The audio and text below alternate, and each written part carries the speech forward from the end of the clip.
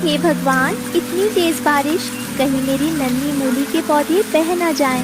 मुझ बाहर जाकर उन्हें तंबू से ढकना होगा।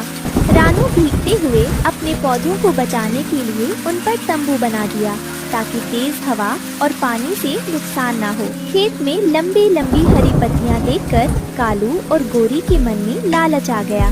गोरी, रानू के खेत में तो बहुत हरियाली है। मुझे लगता है उसने नीचे कुछ कीमती छुपाया है।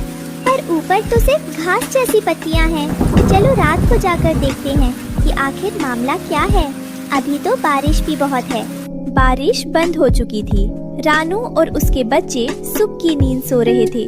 तभी झाड़ियों के पीछे से दो काली परछाइयां रेंगती हुई बाहर आईं। ये कालू और गोरी थे जो रानू की मेहनत पर हाथ साफ करने आए थे। धीरे चल गोरी, रानू की आँख खुल गई तो चोंच मार मार कर हमारा हुलिया बिगाड़ देगी। देख कितने लंबे लंबे पत्ते हैं, जरूर नीचे कोई खजाना छुपा होगा। कालू जी, मुझे डर लग रहा है। अंधेरे में ये खेत कितना डरावना लग रहा है। और वो देखो, वो कोने में कौन खड़ा है। चांद की हल्की रोशनी बिजूके पर पड़ती है। हवा से बिजूके के फटे कपड़े हिल रहे हैं। कालू उसे देख लेता है और उसकी सिट्टी पिट्टी गुम हो जाती है। अरे अरे बाप रे, ये कौन है?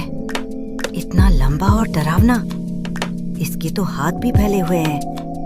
लगता है रानू ने किसी ऊंचे राक्षस को पहरे पर बिठा दिया है। भागो कालू जी, वो हमें देख रहा है। देखो, हवा से उसके हाथ हिल रहे हैं। वो हमें बुला रहा है। ठहर गोरी, डर मत। ये हिल नहीं रहा, बस खड़ा है। शायद ये सो रहा है।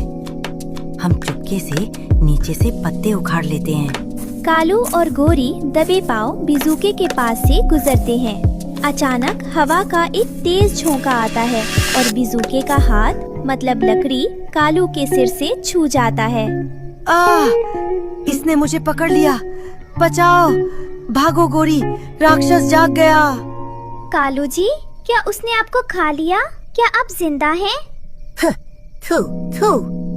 अरे ये क्या? ये तो बहुत कड़वे पत्ते हैं। हाय मेरा मुंह। रानू पागल है जो इतनी मेहनत से ये कड़वी घास उगा रही है। इसके नीचे कोई खजाना वजाना नहीं है, सिर्फ मिट्टी और ये बेकार के कड़वे पत्ते हैं। सच में? क्या ये खाने लायक नहीं है? बिल्कुल नहीं। मेरा तो गला ही जल गया। चल भाग यहाँ से गोरी, इससे पहले कि ये खड़ा हुआ राक्षस हमें कच्चा चबा जाए। बेकार में नींद खराब हुई और मुंह का स्वाद भी बिगड़ गया। रानू तो अपनी किस्मत ही फोड़ रही है। कालू और गोरी गिरते पड़ते खेत से दुम दबाकर भाग जाते हैं। कुछ दिन बाद रानू ने तय किया कि वो मूली बाहर निकालेगी। पूरे जंगल के पक्षी तमाशा देखने आए थे। कुकू, गुड़िया, जोर लगा के हैशा, पकड़ो इन पत्तों को और खींचो अपनी तरफ।